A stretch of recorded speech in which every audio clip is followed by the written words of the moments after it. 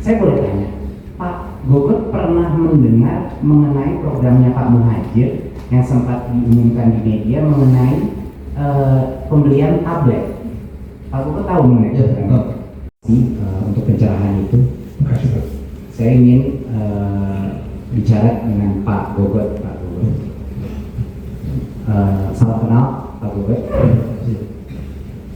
Saya ingin menanya mengenai sepertinya ini ada narasi bahwa seolah-olah di zaman saya pengadaan TIK itu tiba-tiba meledak dan menjadi besar. Tapi saya ingin mengkonfirmasi sama Pak Gogot. Menurut Pak Gogot, di tahun zamannya Pak Muhadjir di mana Pak Gogot sebagai Ketua Pustekon, apakah ada berbagai program digitalisasi? Yang saya bisa sampaikan yang di Pustekon. Oke, di Pustekon saja. Betul.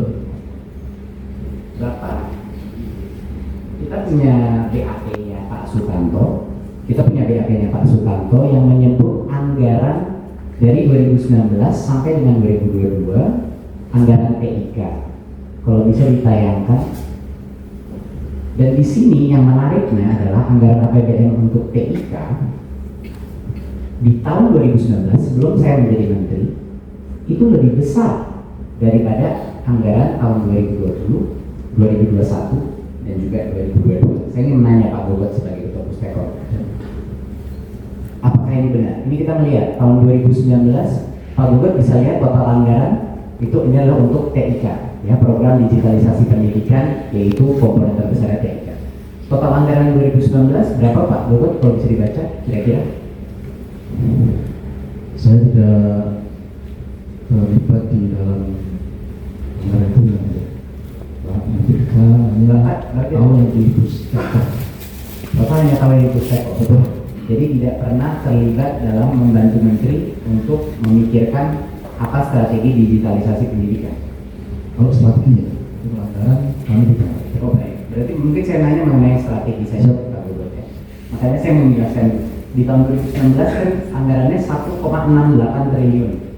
Saya lihat, lalu saya menjadi menteri Pak di tahun 2020. Anggarannya drop jadi 763 miliar dari sebelumnya. Coba kita lihat 2021 turun lagi tolong. Jadi 1,3 triliun ini APBN ya. Masih lebih kecil daripada 1,68 triliun dan untuk tahun 2022 di mana tempus daripada kasus ini berakhir 1,567. Masih di bawah tahun 2019 tahun terakhir Pak Muhadjir untuk digitalisasi pendidikan. Ini sangat menarik buat saya karena banyak sepertinya narasinya adalah program digitalisasi pendidikan ini baru dan tiba-tiba ada pengadaan yang besar.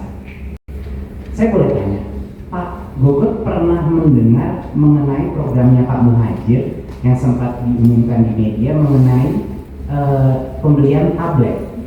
Pak Gogot tahu mengenai program itu? Tahu. Bisa ditayangkan mungkin artikel medianya. Saya mau menanya ini karena tentunya Pak Gogot terlibat dalam strategi itu ya Pak. Betul. Betul. Konten pembelajaran. Konten pembelajaran ya, rumah belajar ya Pak namanya. Ya. Saya cuma mau menanyakan karena Bapak, saya boleh tanya, ini program tablet ini apakah benar bahwa di tahun 2019 dibagikan 1,5 juta tablet ke sekolah? Beritanya seperti itu, kami tidak melihat anggarannya secara persis. Saya nggak nanya anggarannya, tapi jumlahnya kira-kira kisaran 1,5 juta benar atau tidak? Saya tidak bisa mengkonfirmasi maksudnya. Karena yang bagikan direktorat persekolahan. Oke. Tapi tabletnya tablet apa ya? Bapak tahu kira-kira tablet apa? Tidak. Kemungkinan besar tabletnya menggunakan operating system apa? Android. Android ya Pak. Android buatan siapa Pak? Itu bukan Google. Android Google, benar.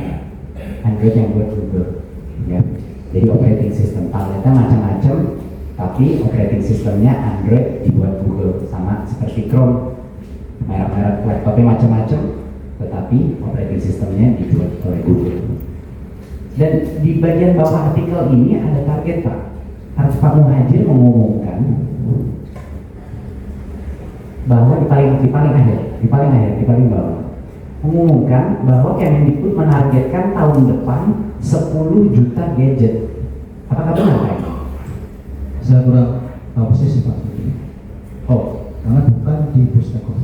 bukan di Pustekop. Jadi Bapak hanya membantu Pak Muhadjir dalam strategi memilih speknya atau apa? Bapak terlibatnya dalam program ini dalam aspek apa? Ya, kami dilibatkan untuk memastikan kontennya